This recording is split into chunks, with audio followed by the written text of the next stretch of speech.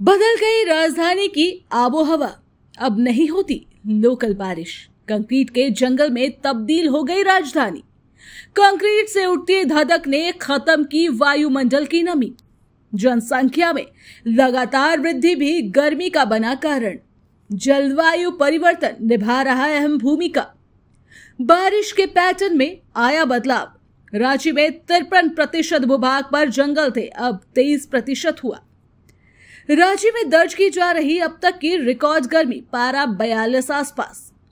जलाशयों का अतिक्रमण होना एक बड़ा कारण। प्रदूषण पर रोक लगाने में विभाग पूरी तरह फेल।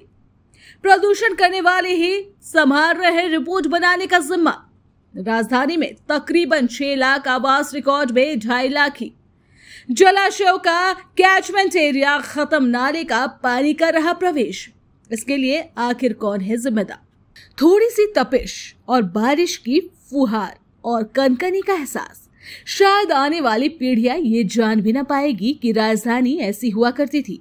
बिहार के समर कैपिटल रही राजधानी रांची की आबोहवा महज 2 दशक में बदल चुकी है।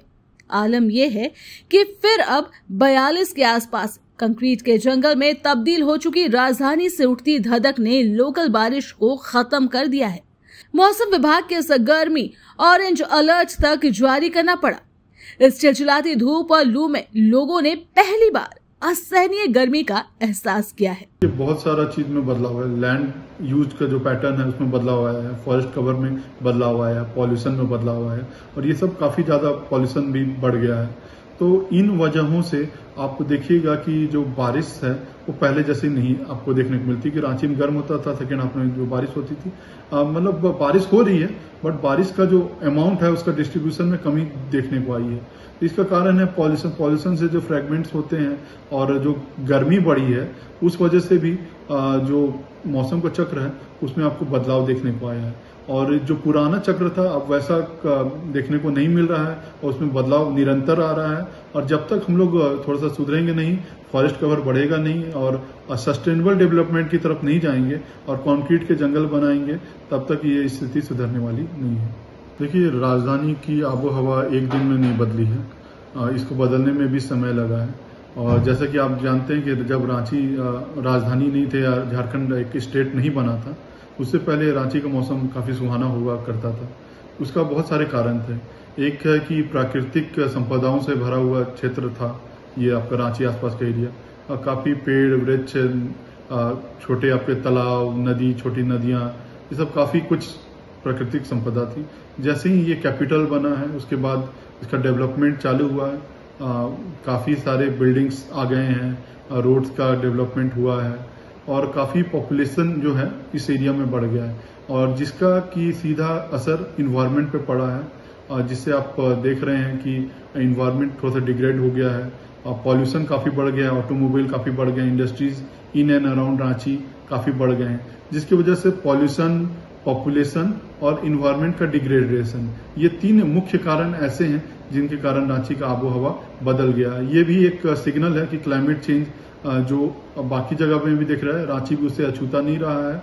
और जब तक हम लोग सस्टेनेबल डेवलपमेंट की बात नहीं करेंगे, प्रकृति को साथ में नहीं लेके चलेंगे। ऐसे में ये भी गौर करने वाली बात है कि राजधानी बनने के बाद आबादी दुगनी हुई है। जनगणना के अनुसार 1951 और 2011 के बीच रांची की जनसंख्या 1,06,849 से बढ़कर 10,73,427 हो गई है। एक रिपोर्ट के अनुसार रांची के केवल नगर निगम क्षेत्र में 10 लाख से अधिक की आबादी है और पूरे जिले में 30 लाख से अधिक की आबादी है। 2011 जनगणना के अनुसार राज्य की जनसंख्या लगभग 3.15 करोड़ है और वर्तमान में लगभग 4 करोड़ होने का अनुमान लगाया गया है।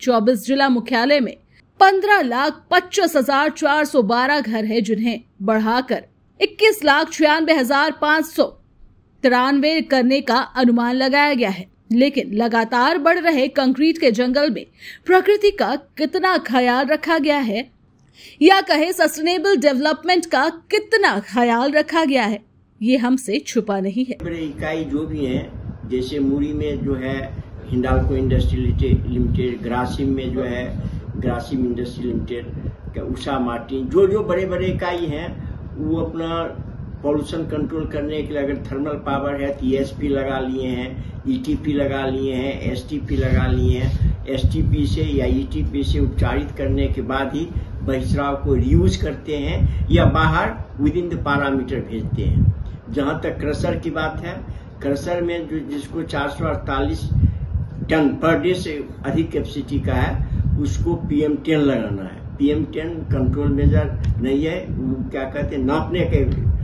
मेजर है, जो 10 माइक्रोन से अगर अधिक रहेगा तो उसको माप लेगा कंट्रोल करने के लिए। बेतहाशा बढ़ रहे कंक्रीट के जंगल की वजह से पेड़ भी कट रहे हैं।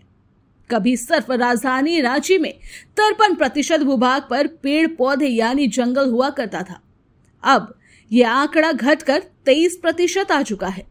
नियम कहते हैं पेड़ काटने पर तिगुना पेड़ लगाना जरूरी है, लेकिन आधे से ज्यादा जंगल काटने के बाद भी कितने पेड़ लगे और कहां लगे, इसका आंकड़ा कोई नहीं दे सका, वन विभाग भी नहीं। जब हमने वन विभाग से जवाबदेही तय की तो उनका कहना है कि विकास के नाम पर पेड़ काटे जा रहे हैं, लेकिन पेड़ काटने के नियमों का ख्याल नहीं रखा जा रहा है। वहीं उन्होंने कहा कि इसका संरक्षण अकेले वन विभाग नहीं कर सकता। वहीं ऐसा नहीं है कि सिर्फ पेड़ काटने और जलाशयों के अतिक्रमण से ही ये स्थिति है, प्रदूषण भी इसका मुख्य कारक है। रांची की बात करें तो इसका भूभाग पथरीला है और शहर के इर्द गिर्द कई क्रशर और छोटे मोटे उद्योग चलाए जा रहे हैं और इन उद्योगों को प्रदूषण रोकने के सभी मानकों का पालन करना है, जिसकी देखरेख प्रदूषण विभाग को करनी होती है। लेकिन आलम यह है कि यह प्रदूषण करने वाले के हाथ में ही रिपोर्ट बनाने का जिम्मा दे दिया गया है। मतलब समझिए कि कर के हाथों में ही तिजोरी की चाबी है और ये हम नहीं, प्रदूषण विभाग खुद कह रहा।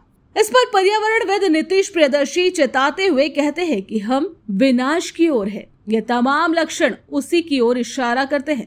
ब्यूरो रिपोर्ट, सब रंग समाचार।